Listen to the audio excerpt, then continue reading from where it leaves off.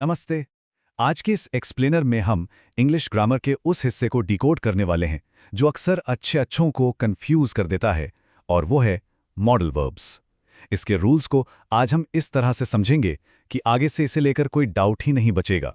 आज के हमारे इस एक्सप्लेनर का एजेंडा एकदम क्लियर है। सबसे पहले मॉडल वर्ब्स क्या हैं, फिर इनकी पहचान और V1 रूल, उसके बाद इनके अलग अलग यूजेज और आखिर में वो कॉमन गलतियां जिनसे हमें बचना है। चलिए शुरू करते हैं। तो बिना किसी देरी के चलिए सीधे अपने पहले सेक्शन की तरफ बढ़ते हैं।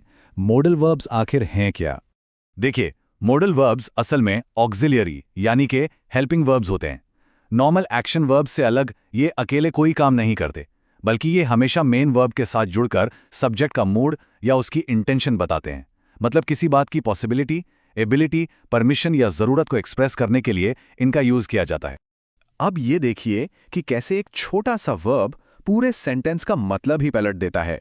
इमेजिन कीजिए एक simple fact, I swim every Tuesday. इसका सीधा मतलब है कि हर मंगलवार को स्विमिंग की जाती है।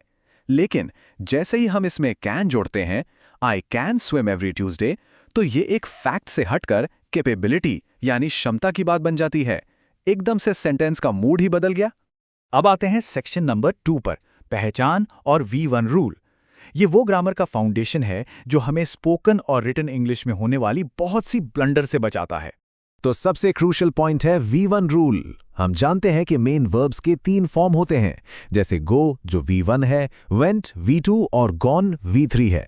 लेकिन मॉडल वर्ब्स जैसे कैन, मस्ट या शुड का एक बड़ा उसूल है। ये हमेशा और हमेशा सिर्फ V1 यानी बेस फॉर्म के साथ ही पैर होते हैं। मॉडल्स मेन वर्ब को हमेशा उसके ओरिजिनल फॉर्म में लॉक कर देते हैं। ऑक्सफोर्ड यूनिवर्सिटी प्रेस जैसे रिलायबल सोर्सेज से हमें मॉडल्स के कुछ गोल्डन रूल्स मिलते हैं। रूल नंबर 1, टेंस के हिसाब से इनमें कोई चेंज नहीं होता। Rule number 2, third person singular जैसे ही, शी, इट के साथ वर्ब में कभी एस नहीं लगता। और रूल नंबर 3, मॉडल के तुरंत बाद कभी टू का यूज नहीं होता। हाँ, ऑट टू और हैव टू जैसे कुछ गिने चुने एक्सेप्शन जरूर हैं। इंग्लिश लैंग्वेज कभी कभी सच में दिमाग घुमा देती है ना। अक्सर फ्यूचर की एबिलिटी दिखाने के लिए एक सवाल उठता है, क्या ही विल कैन गो कहना सही है? लॉजिकली सोचें तो विल फ्यूचर के लिए और कैन एबिलिटी के लिए, तो शायद ये सही लगे। लेकिन नहीं, ग्रामर के रूल्स यहाँ बहुत स्ट्रिक्ट हैं। मॉडल वर्ब्स कभी भी फ्यूचर फॉर्म्स के लिए दूसरी हेल्पिंग वर्ब्स को एक्सेप्ट नहीं करते। 2 मॉडल्स एक साथ आ ही नहीं सकते। इसीलिए विल कैन गो पूरी तरह से गलत है। इसका सही वर्जन होगा he will be able to go. Future की एबिलिटी के लिए हमें कैन को रिप्लेस करके बी एबल टू लगाना पड़ता है। चलिए अब तीसरे सेक्शन की तरफ बढ़ते हैं, मॉडल्स के अलग अलग यूजेजेस। मॉडल्स को हम उनके फंक्शन के हिसाब से डिवाइड कर सकते हैं। एक तरफ है लॉजिकल पॉसिबिलिटी यानी किसी चीज के होने की संभावना, और दूसरी तरफ है एबिलिटी यानी क्षमता। इन दोनों ही सिचुएशंस के लिए हम अलग अलग मॉडल वर्ब्स का इस्तेमाल करते हैं। एबिलिटी के लिए मेनली कैन और कुड का यूज होता है। कैन एक स्ट्रॉन्ग प्रेजेंट एबिलिटी दिखाता है, जैसे ही कैन टाइप 34 वर्ड्स पर मिनट। वहीं कुड थोड़ी वीक एबिलिटी या फिर पास्ट की एबिलिटी को शो करता है, जैसे I could assist by interpreting the results. Possibilities को हम एक सर्टेनिटी या निश्चितता के स्केल पर रख सकते हैं। जब हम किसी चीज को लेकर सबसे ज्यादा श्योर होते हैं तो मस्ट आता है, जैसे आसमान में काले बादल हैं तो बारिश मस्ट है यानी जरूर होगी। और जैसे जैसे ये श्योरिटी कम होती है, हम शुड, मे, कोड से होते हुए सबसे कम सर्टेनिटी वाले माइट तक आ जाते हैं। अब बात करते हैं नेसेसिटी या ऑब्लिगेशन की, जहां मस्ट और शुड सबसे कॉमन है।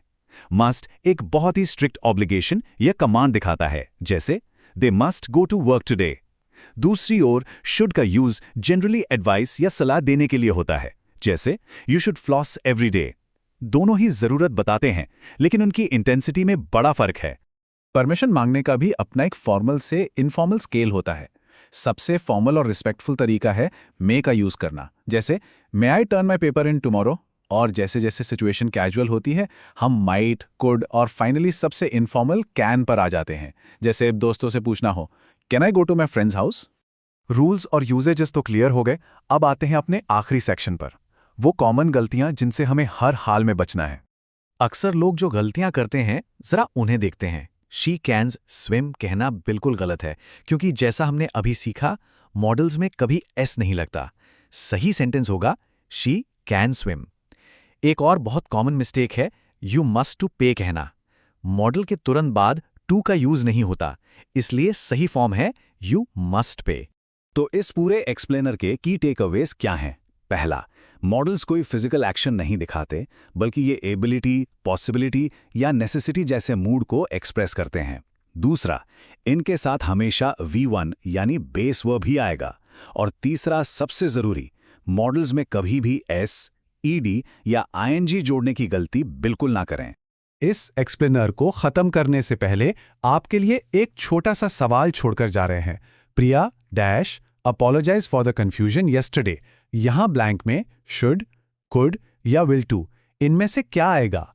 आज जो रूल्स हमने डिस्कस किए हैं उन्हें अप्लाई करके इसका जवाब जरूर सोचिएगा। इस सेशन में हमारे साथ बने रहने के लिए बहुत बहुत शुक्रिया। Thank you so much for visiting my YouTube channel and my unofficial biology on Facebook page. Thank you.